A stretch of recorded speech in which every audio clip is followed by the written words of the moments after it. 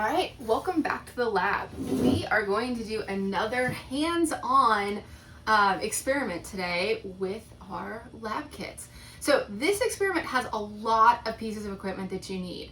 There's going to be a little baggie in your kit that is titled Investigate Chemical Reactions. All right, when it talks about the materials kit for this experiment, this is the materials kit that you need. So let's make sure that we have everything according to the instructions. All right, so I'm gonna pull out each piece and check it off because there's a lot. So we need plastic tubing, got it. Okay, we need this large glass test tube, which it may be taped shut. So the easiest way to do that is to get your scissors and cut through the tape. They package it in this bubble wrap to make sure that it survives all of the craziness of shipping. All right, so we've got our large glass test tube. I'm gonna put that over here so it doesn't roll off. Check that off. This is trash. Okay. All right, in this little baggie here, I've got my yeast, my wooden splint, my mini spoon,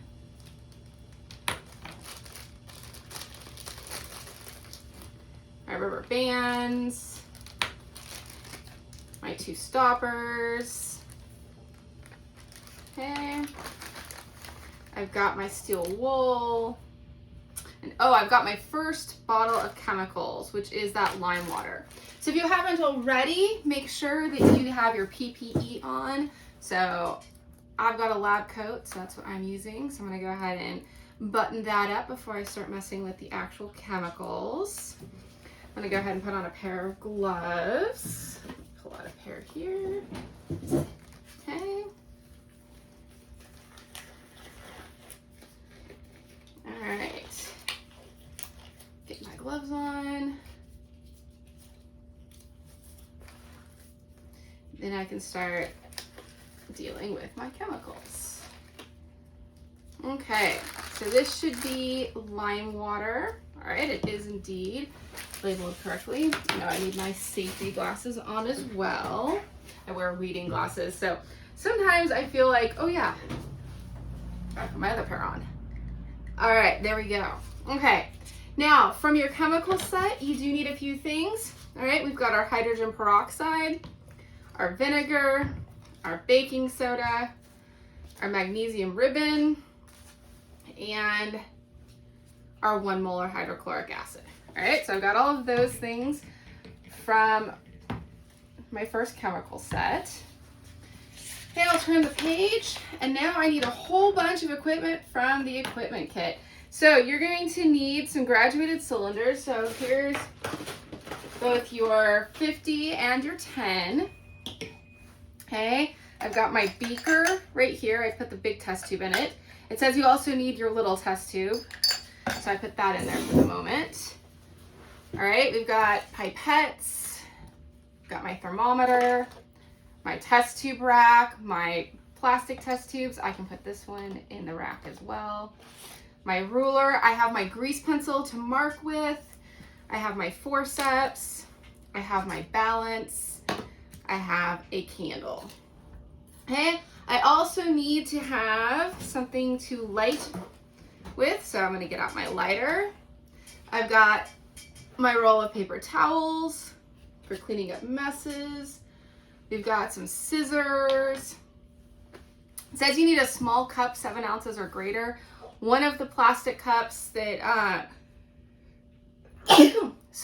one of the plastic cups that came in your kit can work with that just as well because you can clean it when you're done.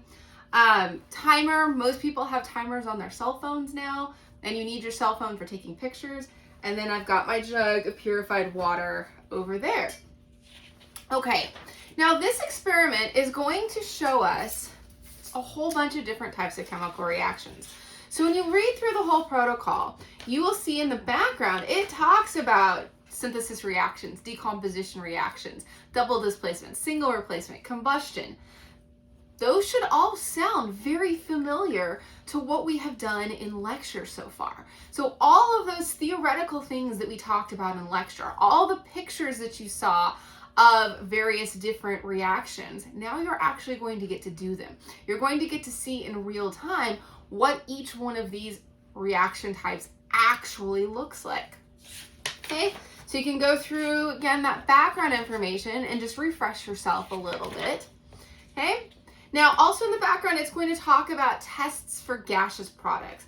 It's going to teach you how to test for oxygen, hydrogen, and carbon dioxide. Okay, so our oxygen and our hydrogen tests are done with the wood splint.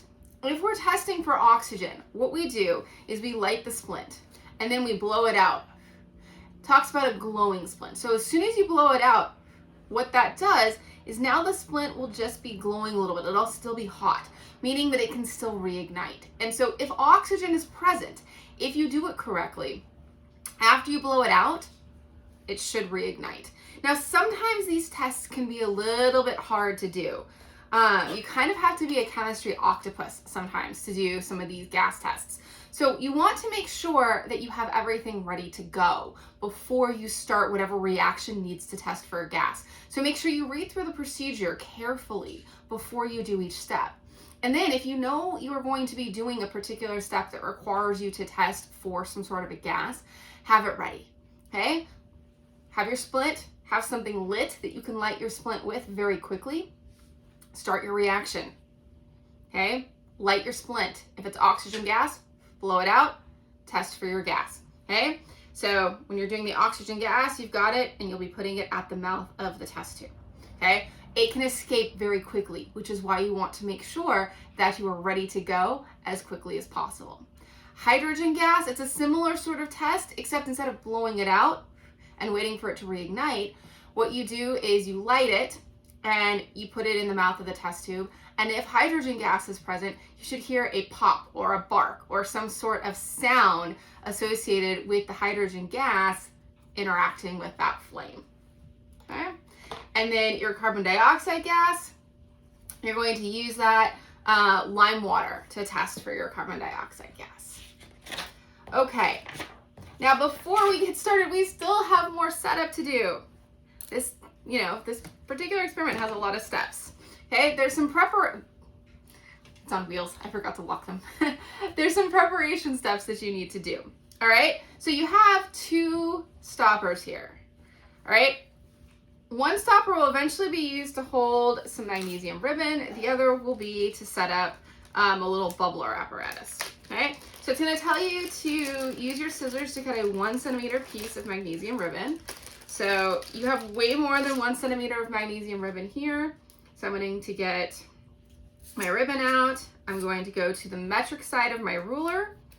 I'm going to measure out my 1 centimeter. Okay, I'm going to kind of put a bend in it. You can see how I did the little bend there. And then I'm going to take my scissors. I'm going to cut on that little bend.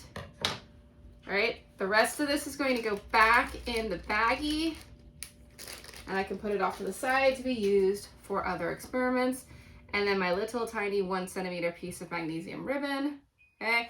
I'm gonna put on the edge of my binder that I keep my lab notebook and stuff in. That way it doesn't get lost until I'm ready for it. Okay, the next part's going to ask you to do your gas collection stopper. So what you're going to do is the plastic pipette has a tapered end here and a tapered end here. We're going to cut off the little bulb, and we're going to cut off that tapered end, okay? And then it's going to tell you to go ahead and insert that into this hole. Okay, some of your holes may be nice and easy like mine was. I didn't have to do any craziness to get that in there.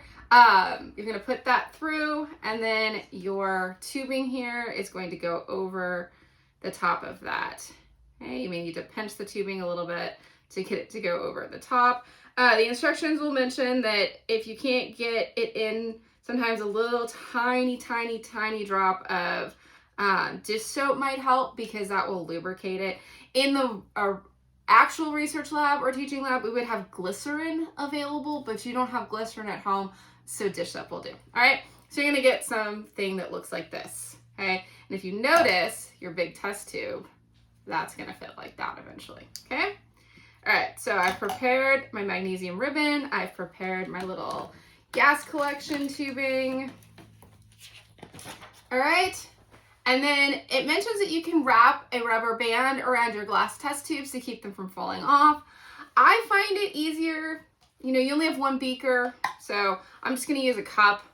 I'm gonna go ahead and put my big test tube in the cup, and then my little test tube does fit in my test tube wrap, so I don't need to wrap the rubber bands. You can do the rubber bands if you want, but I personally have found that they still roll even with rubber bands. So I tend to want to put them into another container instead. Okay, so now you're going to go ahead and perform your different activities. So your first activity will be a synthesis reaction. It's going to utilize your steel wool, a rubber band, and your thermometer. Okay, and so you're going to go ahead and wrap the steel wool around the thermometer. Make sure that you can read the temperature gauge.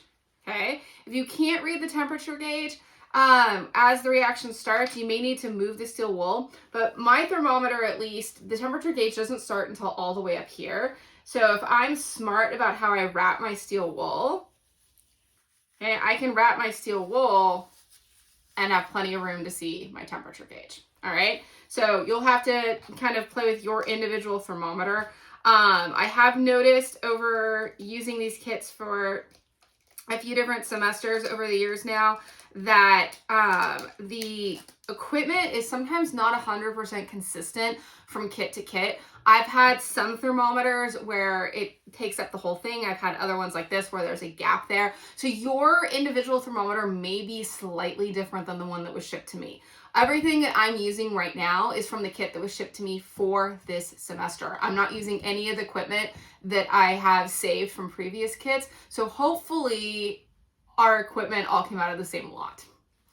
Okay?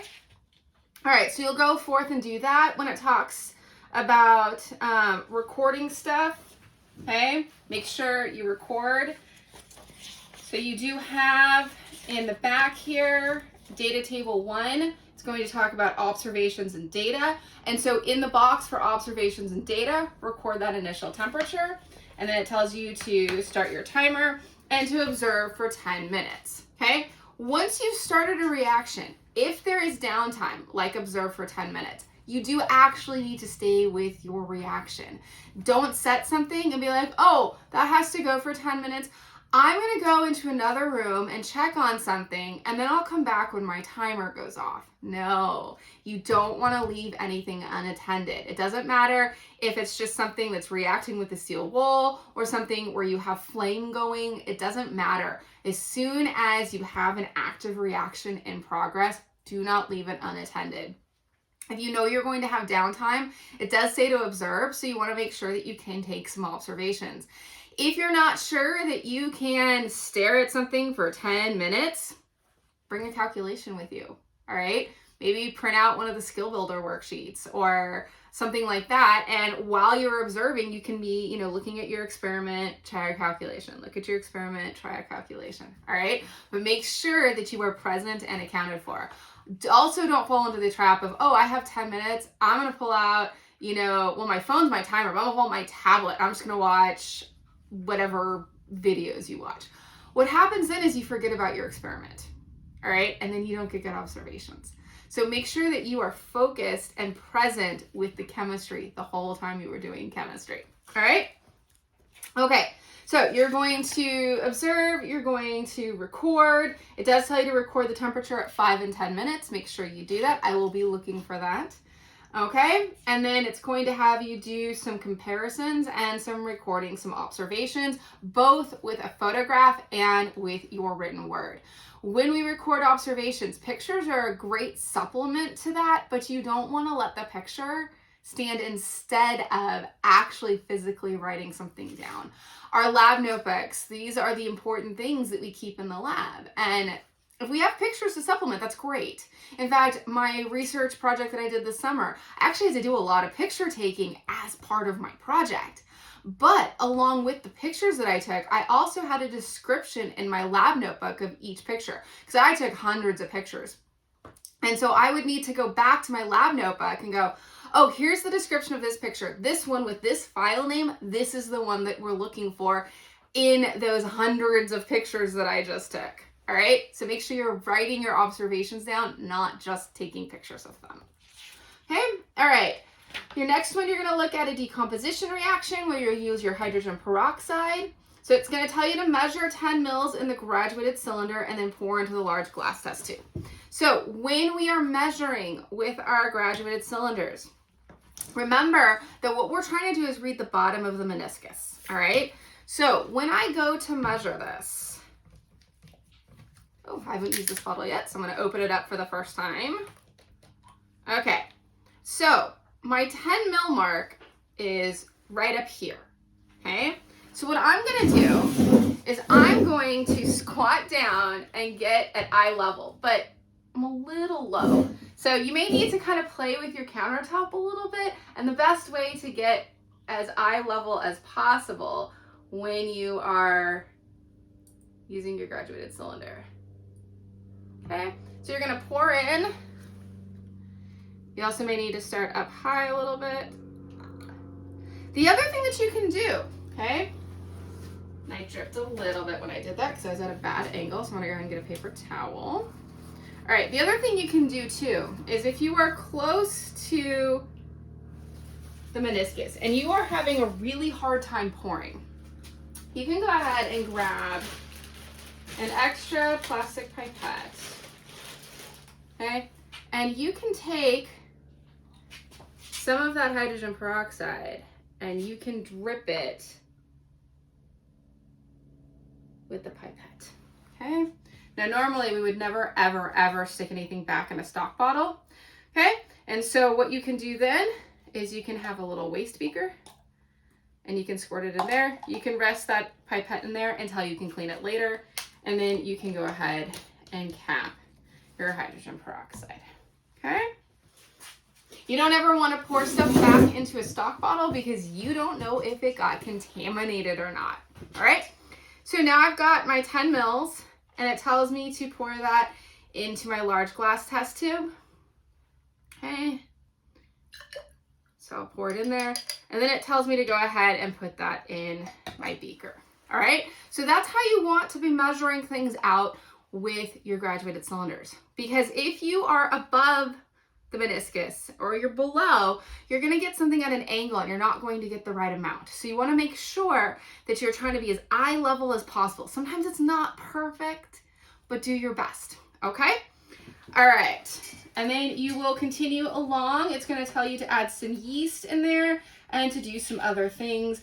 This is one where it does ask you to use a splint and it says to predict. So make sure that you write your prediction before you do your test. It's always interesting to compare your prediction with what the result is. All right, okay, then you've got your single replacement reaction. Okay, it's gonna tell you to cut the magnesium, which you already did. Here's your magnesium. And then it's going to tell you to insert it into that small stopper. Okay, and so this is what it's going to look like. You're just gonna stick it in there. So that way, when you are putting it into your test tube that you need to, it's going to tell you to use the glass test tube, okay? And so when you put it in there, you'll be able to do this. And so this will hold the magnesium ribbon in place. And then when you go to do your inversion, now it'll start reacting with the magnesium ribbon and you'll put it into the container as it says. If you just drop it in there, you're not going to be able to control the reaction and you won't see the observations that you're supposed to see necessarily, all right? So you wanna make sure that you are doing it that way. So again, it goes into your stopper and then that stopper fits nicely into that glass test tube. Okay, all right. Hey, you'll do a double displacement reaction, you'll do a combustion reaction, you'll do something where you make a precipitate, and then you'll do another combustion reaction, okay? So you have 7 reactions. Make sure the whole time that you've got your observations and data table and you're taking down your observations and data as you go. Remember that as scientists, we use ink to record our observations in, all right, not pencil. This is a lot of qualitative stuff, not completely quantitative. There's a little bit of quantitative stuff. You'll be weighing some stuff out. You'll be taking some temperatures, but most of what you're doing with this is qualitative, so you should have a lot of really good observations written down. There's a lot of interesting stuff to see. Okay, when you're all done, okay, remember you've got that waste container. All right, so I can go ahead and do most of my cleanup into my waste container, and then I can take my waste container over to my sink. So remember, when we clean up, okay, we don't fill the whole thing. We just put a little bit in, we swirl it around, and this is my distilled or deionized water, okay? All right, and we don't need to try and dry out the test tube. All right, I'm gonna let this air dry in between. So usually what I do is I set up a little drying area over here. So this, I'm just gonna tip against something so that it's inverted and it drips down. Same thing with my graduated cylinder. Okay.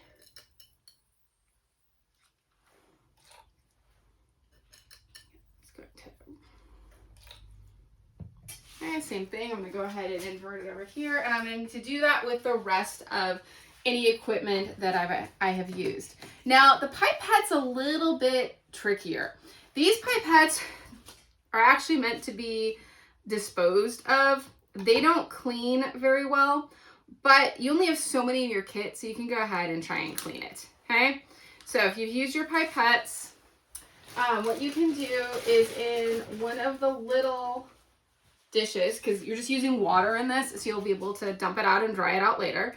I'm going to put some of my distilled water into here. Okay, I'm going to take the pipettes that were used, okay, and I'm going to rinse the tips of them. So now that I know those are clean.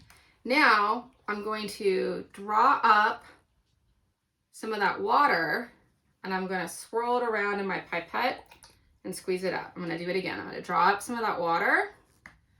Okay, I'm going to swirl it around in my pipette and squeeze it out. I'm going to do that 3 times. Okay, and so that should clean this well enough for what you are doing.